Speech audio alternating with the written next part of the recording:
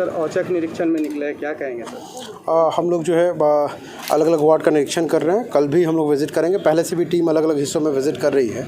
आज हम लोगों ने जो है हरिहर सिंह लेन और उसके आसपास के जो वार्ड हैं उसको कवर करने की कोशिश करी और कुछ ख़तरनाक नाले का भी जायज़ा लिया। कई जगहों पे सफाई का कार्य पूर्ण कर दिया गया है, बट कई जगहों पे और ज़्यादा बाहर मज़दूरों की और जो गंदी नालियाँ हैं उसकी सफाई की ज़रूरत है।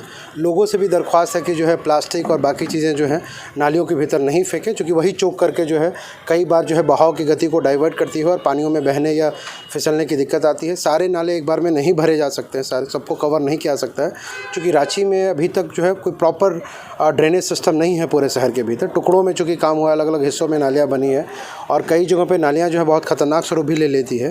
हालांकि पिछली साल से कई ख़तरनाक नालियों के ऊपर काम किया गया। आज हम लोगों ने उस योजना के तहत भी एक बड़ी नाली के निर्माण कार्य को जो पूर्ण हुआ है उसको भी विज़िट किया है और कई जगहों के ऊपर जेसीबी और पोकलेन की मदद से हम लोग थोड़े और गहरीकरण का कार्य भी कर रहे हैं, जिससे पानी का प्रवाह जो है वो सड़कों के ऊपर नहीं है। लेकिन लोगों को भी ज़रूरत है कि वो एहतियात बरतें, जो भी ड्रेनेज लाइन है उसके ऊपर कंस्ट्रक्शन नहीं करें।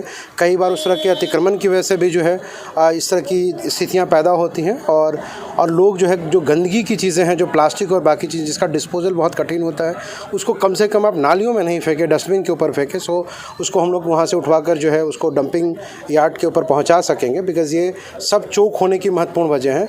स्टिल जो है सभी वार्ड काउंसलर्स के साथ मिलकर जो है जितने हमारे जोनल सुपरवाइज़र हैं उनको इंस्ट्रक्शन दिया गया है कि जितनी भी संख्या में मज़दूरों की ज़रूरत हो, बाहर मज़दूरों की ज़रूरत हो, यानी बाहर से जो वर्कर्स की ज़रूरत है उनको एंगेज कराया जाए। ज़्यादा से ज़्यादा मशीनें, चूँकि कई जगहों पे जेसीबी मशीनों को उतारने में भी नालियों में दिक्कत आती है रिवर बेड के ऊपर, क्योंकि उनको नीचे नहीं लाया सकता, तो उसको मैनुअली क्लीन कराने का काम किया जा रहा है।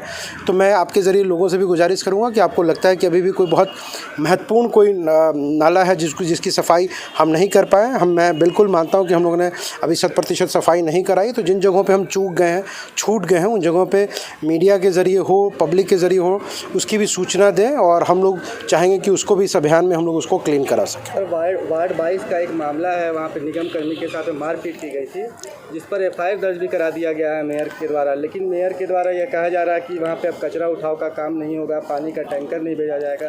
काफ़ी परेशानी हो रही है इस बात में। अब नगर निगम के क्षेत्र में जो वैधानिक प्रावधान के तहत जो कार्य निर्धारित किए गए हैं वो कार्य किए जाते हैं और मेयर मैडम ने किस संदर्भ में कहा है मुझे इसकी जानकारी नहीं है, वो ज़्यादा बेहतर इसके ऊपर टिप्पणी कर सकते हैं। वार्ड 10 का एक सवाल था सर, लास्ट सवाल, वहाँ पे सर नालियाँ नहीं है सर, सड़क पे ही पानी बहता है के मलिक रोड में, जिसको लेकर के धरना देने की घोषणा की गई है।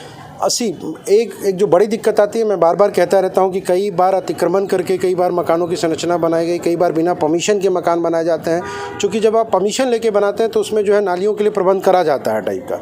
तो मोटे तौर पे अमूमन क्या होता है कि लोग जब घर बनाते हैं तो इन मानकों का प्रयोग नहीं करते हैं, इन चीज़ों का ख्याल नहीं करते हैं और उसके बाद वो सारी जिम्मेदारी जो है अपेक्षा नगर निगम से रहती हैं। स्टिल हम लोग इसको डिनाई नहीं करते हैं कि नालियों का निर्माण नहीं होना चाहिए। मैं बिल्कुल स्पेसिफिक वार्ड के विषय में नहीं जानता कि वहाँ पे, लेकिन अगर वहाँ पे नालियों का निर्माण नहीं हुआ तो मैं उम्मीद करता हूँ कि निश्चित तौर से जो है उसको हम लोग प्राथमिकता पे रखेंगे आने वाले समय में और उसका प्रावधान हम लोग करेंगे और वार्ड काउंसलर से, वहाँ के जो भी हमारे वार्ड काउंसलर्स होंगे उनसे उनकी अनुशंसा लेकर उसको हम लोग बोर्ड के ज़रिए या राज्य सरकार के फोरम पे इसको प्लेस करेंगे और हम उम्मीद करें कि अगले वर्ष जो है वहाँ पे नालियों का निर्माण कराया जाए। अतिक्रमण को लेकर क्या कार्रवाई और आगे?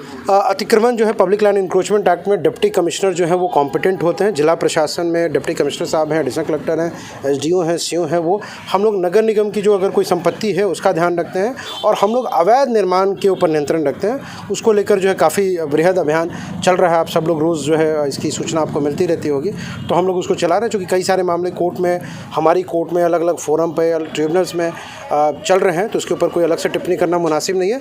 लेकिन हम लोग बहुत मैसिव कैंपेन इसको लेकर भी चला रहे हैं और आज एक हद तक लोगों में एक सकारात्मक भय है कि नक्शे को पास कराकर ही मकान को बनाया जाना चाहिए। हाँ, थैंक यू।